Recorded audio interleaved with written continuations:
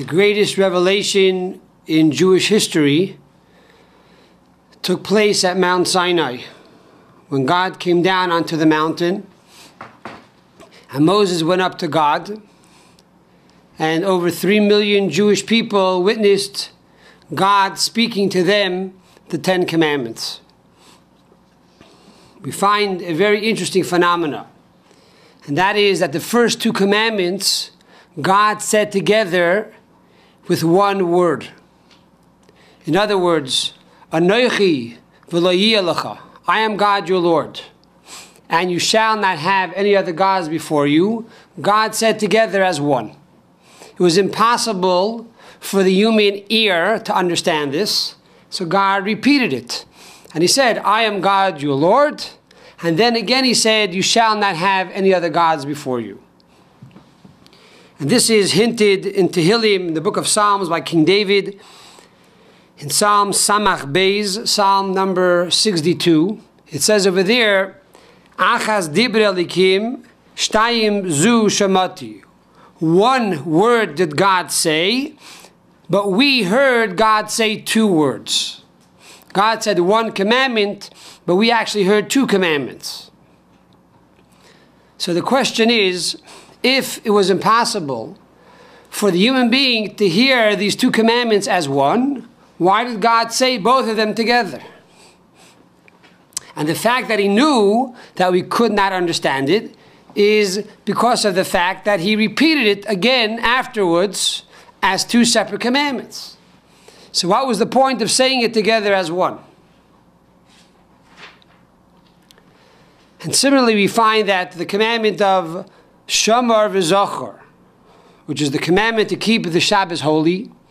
So we find that it says once in the Torah, Zachor, remember the Shabbos and keep it holy, which alludes to the positive aspects of Shabbos, like making Kiddush and going to synagogue and having meals with the family, etc., etc. And Shamar, and to protect the Shabbos and watch the Shabbos by not turning lights on, by not cooking, etc., etc. God said both of these words together, Zohar and Shomer, and then later he said it separately. Here again is the question. If God knew we could not hear it together, why did he say it together? And the fact that he said it separately was for us to understand it. So if he said it separately, why did he also say it together as one? Another interesting concept, if you look at your handouts, it's called the higher cantillations and the lower cantillations. Tam Elyoim and Tam Tachton.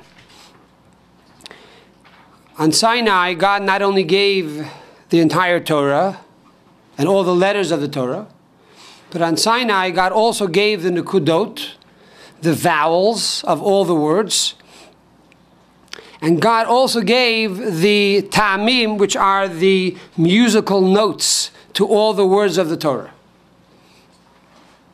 But we find something here at the 10 Commandments that we don't find anywhere else in the entire Torah. And that is that there are 2 sets of musical notes. There's the set of musical notes, Tam Elyon, that is used when we recite the 10 Commandments in the synagogue. And then there is the Tam Tachton, the lower musical notes, that is used when a person is studying the Chumash, the Torah on his own. Now, the basic difference between these 2 types of cantillations is that when you have the Tam Elyon, which is the higher cantillations, basically the first 2 commandments become one passage. However, when you have the lower cantillations, there are many passages that the 2 commandments are split up into. So what is this idea of the Tam Tachton, the lower cantillations that is read on your own, and the higher cantillations that is read together in the synagogue?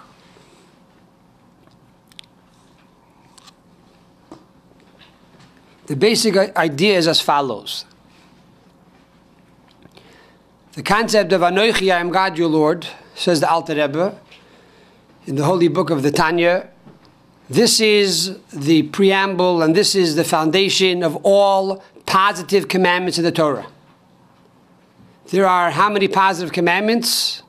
248 positive commandments in the Torah.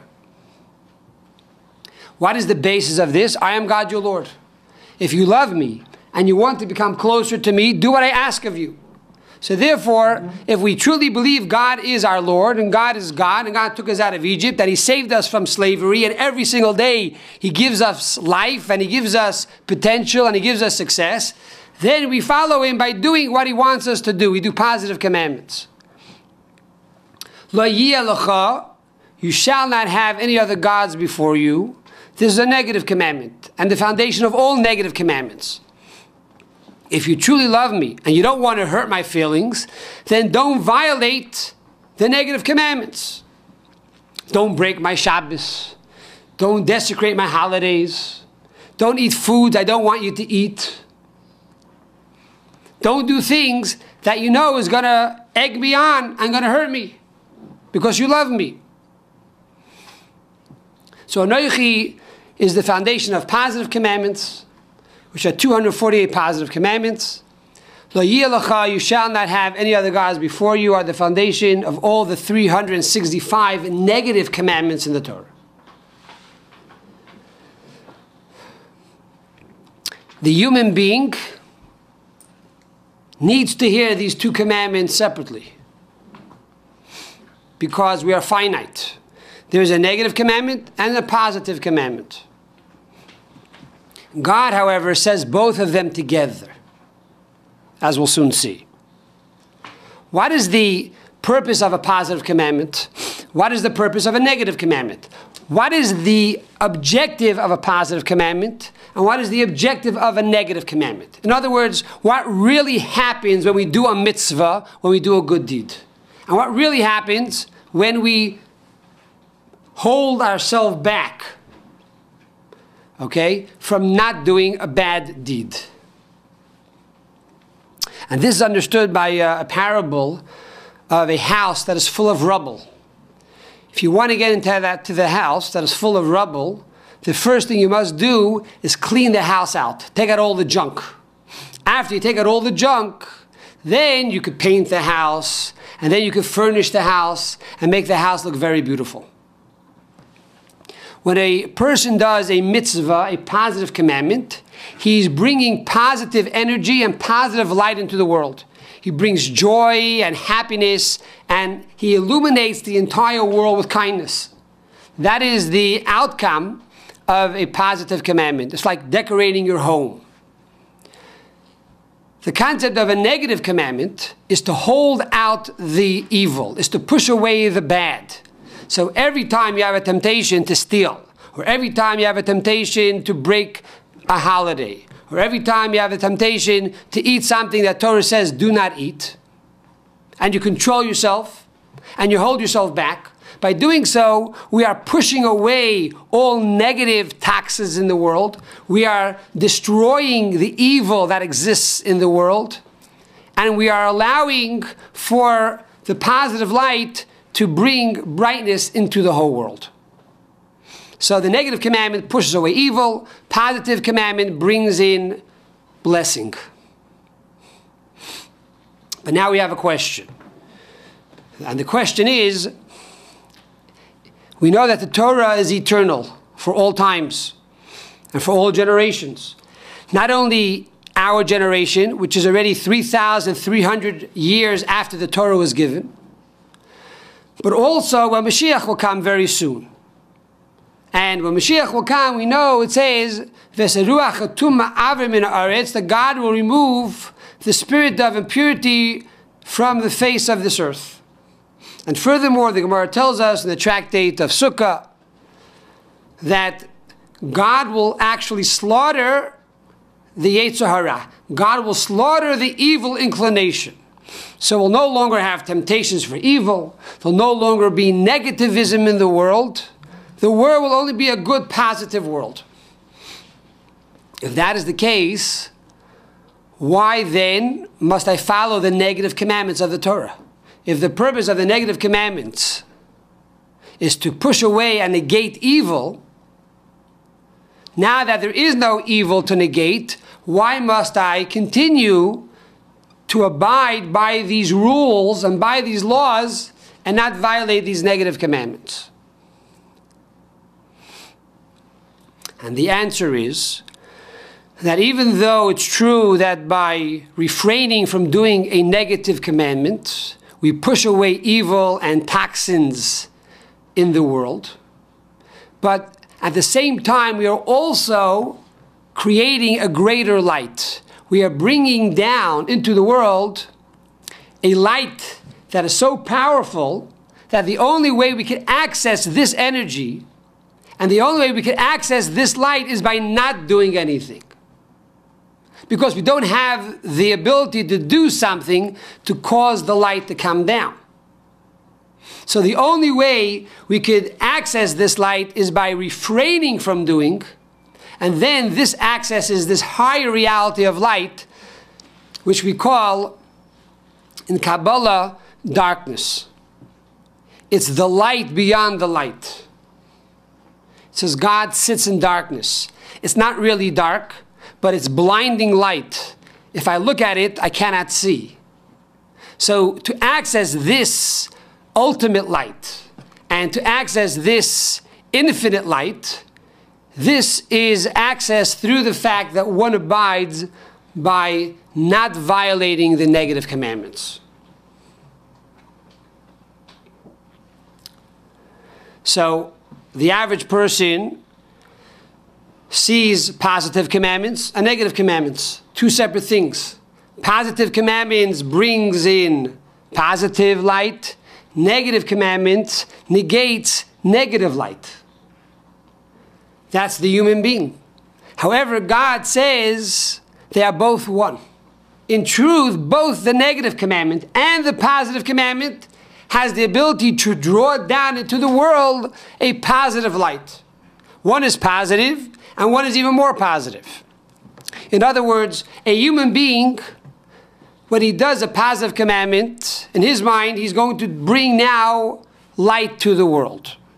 When he refrains from a negative commandment, he's pushing away toxins from the world. These are two separate realities. There's good and there's bad. However, God said both of these commandments together because the ultimate objective is not good or bad, but why do I do good? Why do I refrain from bad? Because of God. Because God told me so. So if God tells me so, there's no difference between good or bad, positive or negative. It's not about why I'm doing it, but rather I am fulfilling God's will. So God says them both together. It's about achas diber elikim. God said one. We, however, have to break it up into little pieces. There's positive and there's negative. This concept can also be understood when we analyze the difference between a mitzvah and the study of Torah. When it comes to a mitzvah, we say that there's a mitzvah, for example, to eat matzah on Pesach. We all know that mitzvah.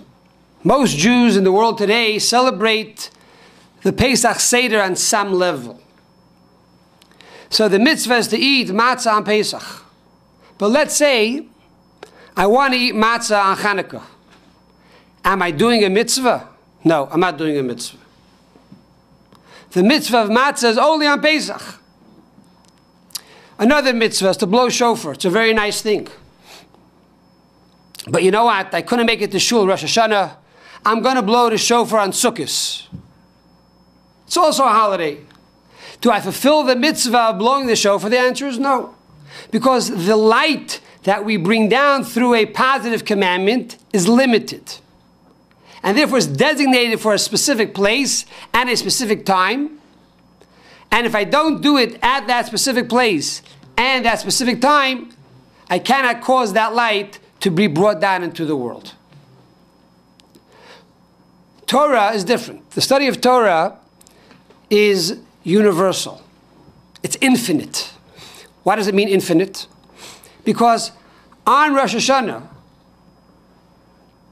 I can study the laws of Passover, and I have fulfilled the mitzvah of the study of Torah. On Passover, I can study the laws of Yom Kippur, and I have fulfilled the mitzvah of the study of Torah. Because Torah is not limited to a specific place or time. It's a light that is infinite. And similarly with the positive and negative commandments. The positive commandment draws down a limited light. The negative commandment draws down an unlimited light. And therefore it's done by not doing. Which explains another interesting detail. And that is men, primarily, their role is to do positive commandments. And the commandments must be done in a specific time zone. So therefore you have to put on tefillin in the morning. And you wear tzitzis during the day. And you have to pray 3 times a day, Shachris, Mincha, Ma'ariv. It has its designated times. If you put on tefillin midnight, you haven't fulfilled the mitzvah of putting on tefillin. If you dive in the morning service at midnight, you haven't fulfilled the mitzvah of the morning service. Each prayer has its designated time because each prayer brings down a specific type of light into the world. But women are exempt from these positive commandments. But women primarily are obligated to fulfill the negative commandments of the Torah. Because the negative commandments represent a higher light, a higher reality. And women have that ability to bring down that higher reality. So the positive commandments bring down a limited light to a limited place. For example, you have a piece of parchment from a kosher animal, and you write on that parchment words of Torah. You did a positive commandment, you did a mitzvah, you wrote a Sefer Torah, or you wrote a pair of tefillin, or you wrote a mezuzah. That piece of parchment becomes holy. It becomes illuminated with God's light. God now rests in that parchment. But if you take a parchment from a pig, an unkosher animal, and you write the whole Torah on it, it's still not holy. Because a positive light can only go down to a limited place and a limited space. In contrast to a negative commandment, the positive light that is drawn down by the negative commandment is infinite. So therefore, you don't only bring it down to a place that is good and holy, but you have the ability to bring down that unlimited light even to a place that is dark and cold and something which is antithetical to God and holiness.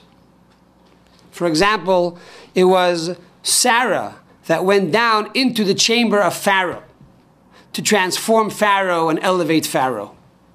Abraham couldn't do it, only Sarah. So by the fact that we don't eat non-kosher, we're able to bring God's light down even into something which is non-kosher. Because the light is unlimited.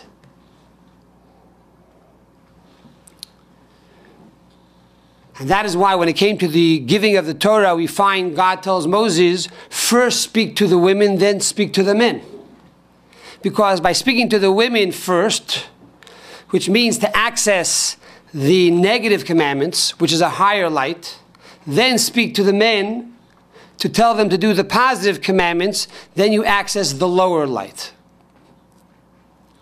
And this idea is also underscored when we talk about marriage. When it comes to marriage, we know that the first universal marriage took place at Sinai. God Almighty married the Jewish people. And he picked up the mountain over our heads, which is reminiscent of the chuppah that we stand under when we get married. So God is the groom and we are the bride.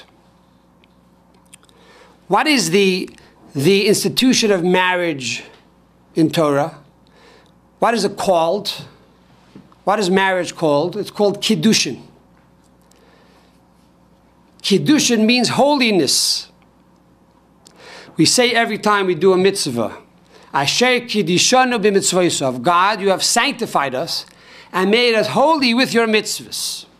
Because every time we do a mitzvah, we are once again reuniting with our beloved, with God. The word mitzvah means tzavtza, v'chibra means connection. So the idea of a marriage is a holiness, a connection between husband and wife. But in truth, there are two details to the marriage. One is, as the man tells the wife when he gives her the ring, you shall become holy to me, okay, with this ring that I give you. Now, there are two levels. One is you become mine. And then, number two is you become prohibited to the whole world. Like Kiddushin, like a holy sacrifice. Once you take something, an animal, or a piece of gold, and you designate it to the holy temple, it becomes holy. The word holy means to separate. It becomes separated from the rest of the world. You cannot use it for your own benefit, and you can't give it away to somebody else. It becomes designated and separated for God. Marriage is the same thing. When a man marries a woman, he tells the wife, you are to me like something which is holy. On one hand, you become mine. On the other hand, you become prohibited to the rest of the world. This is the idea of a positive commandment and a negative commandment. When you do a positive commandment, God says you become mine. When you do a negative commandment, you separate yourself from the rest of the world. We don't eat what the rest of the world eats. We don't drink what the rest of the world drinks. We don't marry what the rest of the world marries. We have specific laws of how to eat and how to sleep and how to marry and how we dress and how we go and how we come and how we pray, etc., etc. So what is the positive commandment? What is the negative commandment? Now, in the negative commandment, we say that you become prohibited to the whole world like hegdish, like something which is holy. The word prohibited, which is asar, actually means to make a knot. So in other words, when a person does or upholds a negative commandment, what happens is he becomes prohibited to the whole world like holiness. In reality, you are tying the whole world and making the whole world holy. You are bringing godliness down also to unholy places. That even unholy places should be attached and bound and tied to God and to holiness. So this is the general idea of the first and second commandment. Anochi, I am God your Lord. It's a positive commandment to bring positive, limited light into the world. And then there's Lo yeh lecha, you shall not have any other gods before you. And by doing this, you are holding back from doing negative commandments. And therefore you are bringing a positive light, an infinite positive light into the world. And that light not only affects that which is good and that which is holy, but it has the ability to affect even things that are unholy and not good. And therefore God says, Achas diber elikim. And therefore God said both of this as one, because the objective is to make the whole world one with God. And we see it as two different realities, doing negative commandments and doing positive commandments. But God sees this as one reality, and that is making the whole world married and connected with God. And ultimately, we are able to fulfill this because we're married to God, and therefore we're part of God, by the fact that we study Torah. When a Jew studies Torah, and especially when he studies Torah together in public, he's able to actualize this reality of God of making the whole world whole.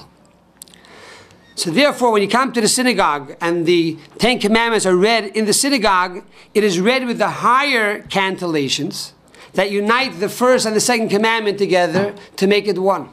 Because now we become part of God.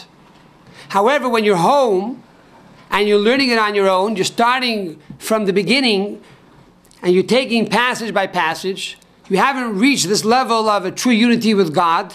You see the first commandment as one commandment, which is a positive commandment.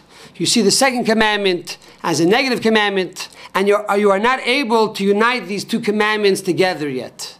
So one is the lower cantillation, representing the first initial step into knowledge of Torah, and one is the higher cantillation, representing an advanced step into the learning of Torah, and therefore at that time you truly become one with God.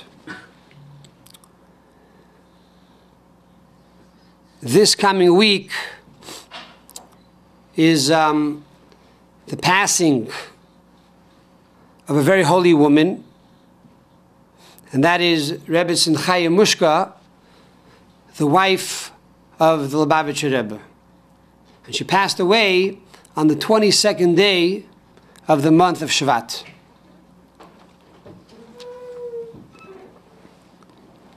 A few weeks ago, I was standing in the Ohel. I went to the cemetery to pray at the tomb of the Rebbe, and then I went to the wife, to Rebbe Simchaya Mushka, to pray there as well.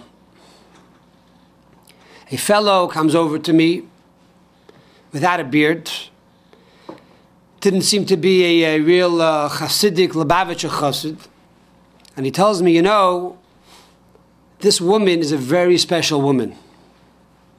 I said, I know. That's why I'm here. He said, no. She's really, really a special woman. I said, I know she's really, really a special woman. That's why I'm praying by her tomb. He said, no. She's really, really, really a special woman. I said, okay, spill the beans. What do you want to tell me? This fellow tells me that his mother and grandmother came to America from Russia in the early 1980s. And it was very difficult to make a living. But one day, the Rebbe's wife, Rebbe Simchaya Mushka, called up the Shetelmacher. That's the woman who makes the wigs. And she asked for the owner. The owner wasn't there, but the secretary on the line said, I'll give a message to the owner. Now, what's your name? She said, my name is Mrs. Schneerson. He says, oh, you're the wife of the Rebbe? She says, yeah. And the Rebbitzin heard how this woman's voice cracked and changed, and she became very sad. So the Rebbitzin asked her, tell me what's bothering you? She says, well, first of all, you know, we came from Russia, and it's very difficult here to make a living. And secondly, even worse than that, the woman said that my mother has been diagnosed with uterus cancer. And the doctor gave her a few months to live. So the Rebbitzin told her that on the phone, don't worry. You're going to see that she's going to be okay, and she's going to live for many, many years. So I turned to the gentleman and said, no, so how many years did she live? He says, well, the story happened in the early 1980s. And my grandmother passed away 2003. So she lived for over 20 years after the Rebbitzin gave her a blessing. So I said, you're right, she really is a very, very, very special woman. Another story of the Rebbitzin is that once she was in the Brooklyn library, taking out a book. She would very often go to the library, take out books for herself or for her husband, the Rebbe. And as she's going by the cashier sees the name Schneerson. She says, oh, Mrs. Schneerson. are you related by any chance to the Grand Rabbi? She says, yeah, he's my husband. So the woman said, you know, I have to tell you, I have no children. And people told me I should go to the Rebbe for a blessing. And I did. So what happened? I went to your husband for dollars, and I told him I need a blessing for children. The Rebbe gave me $1, and he said I should start lighting Shabbos candles. So, no, did you start lighting Shabbos candles? Yeah. And what happened? And nothing, no children. He says, look, if my husband gave you a blessing, then my husband's blessing is good. It's going to work. So tell me something. When do you light Shabbos candles? Well, I light Shabbos candles when my husband comes home from work. Well, what time is that? Well, it depends. He comes home like, 6, 7 o'clock. When he comes home from work, that's when I light the Shabbos candles. So the Rebbetzin said, that's good in the summertime because it gets dark after 7 o'clock. But in the wintertime, when it gets dark like 4 o'clock, you have to make sure you light the candles before it gets dark. So the woman agreed that from now on, she would light the candles properly. And that's what happened. She began to light the candles at the designated time. And within the next year, she was blessed with a child. So this is the power of the Jewish woman.